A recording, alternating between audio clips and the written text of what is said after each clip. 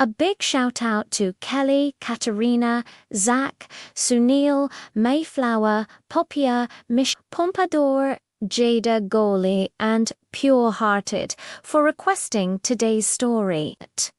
Far out in the deepest ocean, where the water is as blue as the loveliest cornflower and as clear as crystal, stood the palace of the Sea King. The Sea King was a widower, but his aged mother managed the household with care. She was a wise woman who tended the upbringing of the king's 6 daughters. The youngest was the most beautiful of all. Her skin was as delicate as a rose petal, and her eyes as blue as the deepest sea. But it wasn't her beauty that set her apart. She was quiet and thoughtful, often sitting for hours in her garden of red flowers, listening to the world above. More than anything, she longed to rise to the surface and see the lands where humans lived. Her grandmother would often say, "You poor child. We live far better lives than those above. Humans are fleeting creatures. They must die while we may live for 300 years. But the Little Mermaid would reply, "But they have souls that live forever." I would give all my years just to gaze on the wonders of mankind and win an immortal soul. When a mermaid reached the age of 15, she was allowed to swim to the surface. Each year, one of her sisters would go, returning with incredible stories of moonlight, ships, and fields of flowers. The Little Mermaid listened with all her heart, her longing growing with each tale. At last, her own 15th birthday arrived. She rose to the surface at twilight and saw a grand ship with lanterns strung like constellations. Music and laughter drifted across the water. Peering through a cabin window, she saw a handsome young prince. It was his birthday.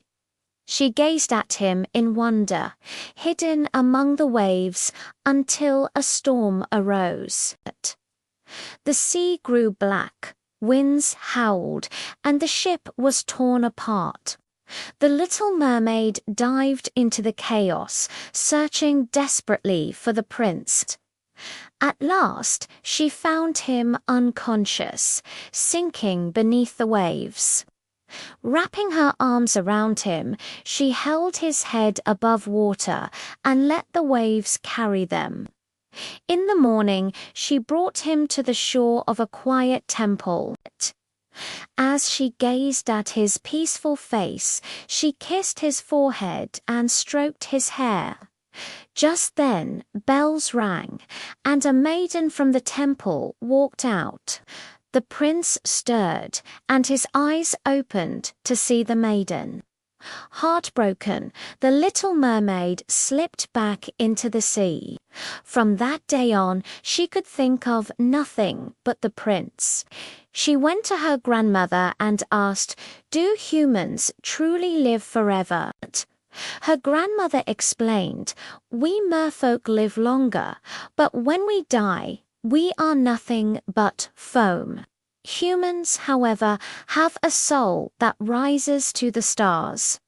The Little Mermaid declared, "I would give all my 300 years for, but one day as a human, if it meant gaining a soul." That night, she slipped away from a grand court ball. She thought, "I will venture everything for him, for his love, and for the immortal soul that only his love can give me." She swam to the dreadful whirlpools where the sea witch lived. The witch knew what she sought. "I can give you a potion," she rasped. "Your tail will split into 2 human legs. Every step will feel like knives piercing your feet. But once you take human form, you can never return." If the prince marries another, you will dissolve into foam, and your voice, your most precious gift, you must give to me. But without my voice, the mermaid thought, how will I tell him I love him? Still, she agreed. I will do it. The witch took her voice and handed her the potion. The little mermaid swam to the shore and drank it. Pain shot through her, and she fell senseless. When she awoke, the prince himself was standing over her. "Who are you, maiden?" he asked. She could only gaze at him with devotion. He smiled and led her to the palace. She danced for him with incredible grace, though each step was agony. He grew fond of her, telling her he was searching for the maiden from the temple, whom he believed had saved him. One day, the prince was commanded to meet a princess from a neighboring kingdom. "I will obey," he told the little mermaid, "but my heart belongs to the maiden who saved me." When they arrived, the princess came forth, and to the little mermaid's despair, it was the maiden from the temple. The prince, overjoyed, believed his destiny was fulfilled. "My dearest," he said to the little mermaid, "you will be glad for me, will you not?" The wedding was set. The little mermaid knew that when he gave his vows, her life would end. That night, as they sailed, her sisters rose from the waves. Their beautiful hair had been cut. Before the sun rises, they cried, "You must strike the prince's heart with this dagger. Let his blood fall upon your feet, and you will become a mermaid again." They pressed the glittering dagger into her hands. She stood alone on the deck, her hands trembling. "No," she whispered, "I will not buy my life at the price of his." She flung the dagger far into the sea. She walked softly to the prince's chamber. He lay asleep.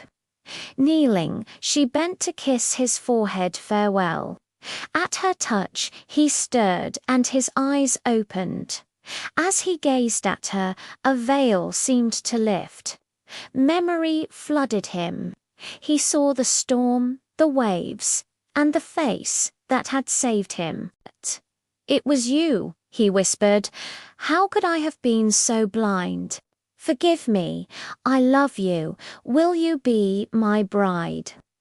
The little mermaid's tears of joy shone like pearls. The prince explained everything to the temple maiden, who released him freely. The ships turned homeward, and the city rejoiced. The little mermaid walked at the prince's side. Her steps no longer pained, but light as air.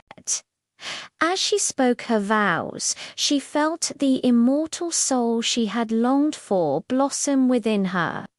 She had won what she desired most, love, and a soul that would last for all eternity. Thank you all for listening to this wonderful story. If you enjoyed it, please give us a like, and don't forget to follow our channel for more tales. We'll see you next time.